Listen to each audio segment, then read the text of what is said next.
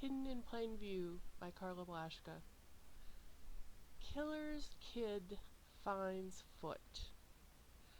I could just imagine the headlines if someone found out. It would be a great story, but I had a responsibility I couldn't shirk. I felt bad for messing up his uniform, but words weren't working, so I had to try a visual. It was a lovely, sunny day. The skies blew almost white this early in the morning, and the few clouds went on their way, late for a date with yesterday's storm. I was standing before the reception desk at the Port Angeles police station, and the young man in a very crisp uniform stared at me. There wasn't that much to stare at. I was about 5'9" and a little jiggly here and there, but mainly in the right places. My hazel eyes stared back out of a face lightly freckled with the sun. I tried again. "I have a foot in my bag," I said. I was getting a little bit annoyed. I had come to the seaside town to enjoy the beach, and I didn't want to spend all my time at the police department. "I have a foot in my bag," I said for the third time. This time I put the emphasis on foot and said it just a little bit louder in case it would help him to understand. At least this time I got a reaction. He glanced over the counter at my feet. So what could I do? I heaved a sigh and the bag to the counter. I opened it so he could see inside and said once more, "I've got a foot in my bag." That was when he threw up all over his crisp black uniform.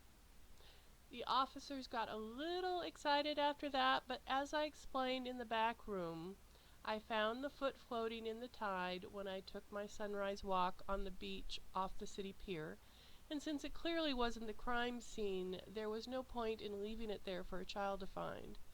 Fortunately, I had some doggy-do bags with me to pick up interesting finds on the beach. I guess I'd found one. They asked me for my name. I gave them the one I use and showed them my ID and my employee badge for the state psychiatric hospital where I worked on a ward as a nurse. I was nearing 30 and I'd come to see how I wanted to die. I had an aggressive form of bone cancer. The doctors wanted to take my leg and give me chemo. It might work, it might not, and they might have to chop off more. There was an experimental treatment trial open. My doctor had told me about it as we walked down the corridor for sugar and coffee in the cafe.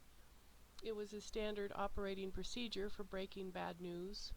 He walked with one hand grasping the other, wrists behind his back.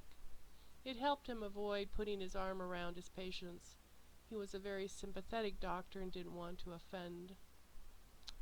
He told me that the new treatment would save my leg, but my insurance wouldn't pay for it. Like I've told my friend Donna many times, I feel like I'm a hostage to private insurance. They would kill me for free, though. I could stop treatment and choose death. They would pay for that prescription, but they wouldn't pay for me to choose life, long and whole. That was the frosting on this particular pineapple upside-down cupcake. The cherry on top was that there was already a lot of death in my family. My father was killed when I was 7. Most said good riddance, and I always wondered why my mom married him. He was already marked for death when she did. Maybe I was supposed to be his legacy, but how much is one life worth anyway? How much should someone pay for it? Is it worth the cost to ransom me? I had to wonder how many others might live if I accepted death. I could go through all this, live, and still be gunned down anyway.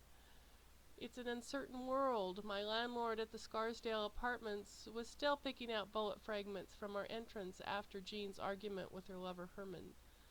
I could get hurt by a patient, or if life wanted to try sick irony, I could even die at the hands of a serial killer. A lot of people would think there was cosmic justice in that. I wouldn't, but then that's just me. I asked the police if they had any missing persons. They weren't sane, but someone mentioned the possibility of a boating accident. I could only hope.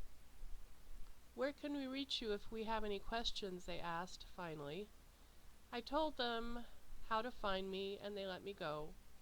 On my way, I prayed sincerely the press wouldn't find the skeleton in my closet. I really can't be finding severed body parts with a name like mine.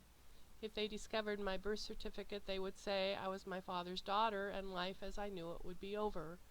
I try and keep it hidden, but it's all over the web and in print. There was even a movie.